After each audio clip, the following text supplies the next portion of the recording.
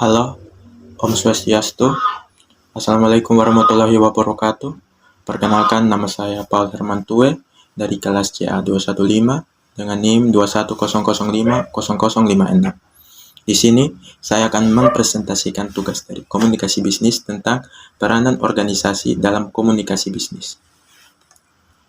Yang mencakup pertama latar belakang, kedua pengertian dari organisasi, ketiga fungsi dari organisasi, keempat tujuan dari organisasi, kelima peranan penting dari organisasi, dan yang terakhir kesimpulan dari saya.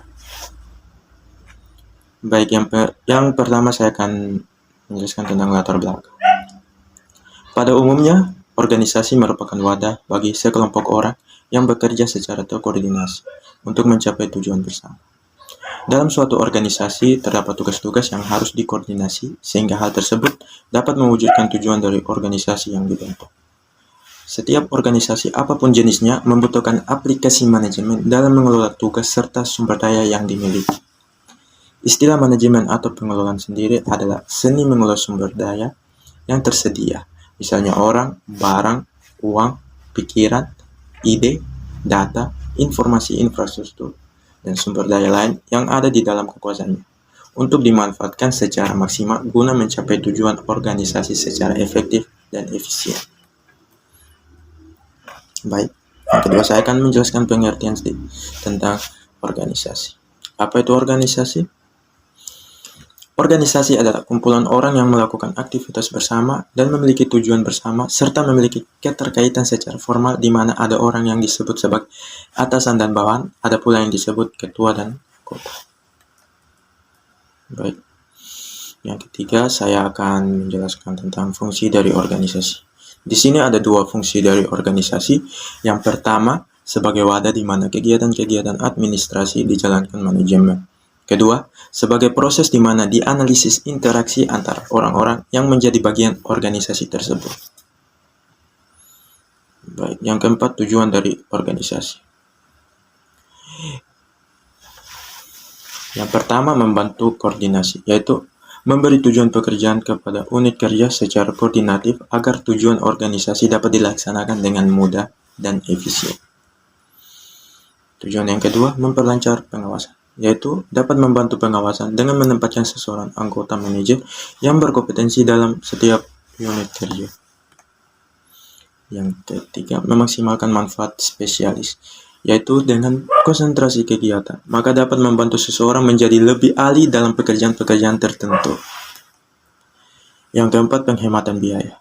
Artinya dengan organisasi maka akan tumbuh pertimbangan yang berkaitan dengan efisiensi. Yang kelima, meningkatkan kerukunan hubungan antar manusia. Dengan adanya pengorganisasian, maka masing-masing pekerja antar unit kerja dapat bekerja saling melengkapi, mengurangi kejenuhan, menumbuhkan rasa saling membantu. Baik, di sini saya akan menjelaskan tentang peranan penting organisasi dalam komunikasi bisnis. Peran penting yang pertama, memudahkan dalam pembuatan perencanaan. Dengan adanya organisasi, pihak manajemen atau pemilik bisnis lebih mudah dalam membuat perencanaan bisnis. Yang kedua, memudahkan dalam mencapai target yang ditentukan.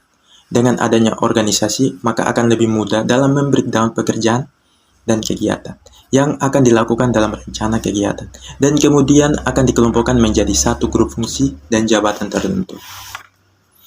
Ketiga, memudahkan dalam menentukan pekerjaan. Dengan adanya organisasi, pihak perusahaan atau pemilik bisnis dapat menentukan job sehingga pekerjaan tidak tumpang tindih.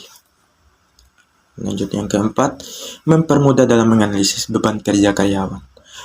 Manfaat organisasi juga dapat mengetahui setiap fungsi dan jabatan dalam perusahaan atau bisnis, sehingga akan mempermudah dalam menganalisis beban kerja.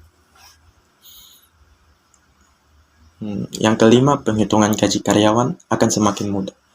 Organisasi juga dapat membantu dalam bisnis atau perusahaan dalam hal penghitungan gaji karyawan sesuai beban kerja dan tanggung jawab dari pekerja tersebut. Yang keenam, timbulnya semangat dalam kerjasama. Manfaat lainnya adalah dapat membuat karyawan bekerja sama dan saling membantu antar sesama karyawan sesuai dengan pekerjaan yang diberikan. Yang ketujuh, membentuk emotional intelligence. Organisasi dalam suatu perusahaan atau bisnis dalam melatih kepribadian karyawan atau sesama anggota agar menjadi lebih baik sehingga akan menciptakan atau membuat emosional setiap karyawan akan terkontrol. Yang ke-8, mengembangkan keahlian public speaking. Dengan adanya organisasi dapat melatih kemampuan dalam public speaking sehingga memiliki keberanian saat berbicara di depan banyak orang.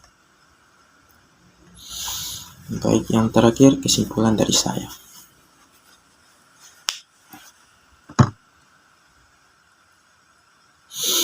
Menurut pendapat saya, berdasarkan penjelasan pada slide-slide sebelumnya, bahwa organisasi dalam bisnis adalah sebuah elemen yang sangat penting dalam rencana pengembangan yang lebih baik. Jika budaya organisasi dikatakan baik, maka manfaat organisasi akan membuat bisnis yang dijalankan menjadi lebih optimal. Dengan adanya organisasi, komunikasi dalam bisnis akan membawa implikasi yang luas dan akan membangun hubungan yang baik antar anggota maupun para karyawan perusahaan atau bisnis.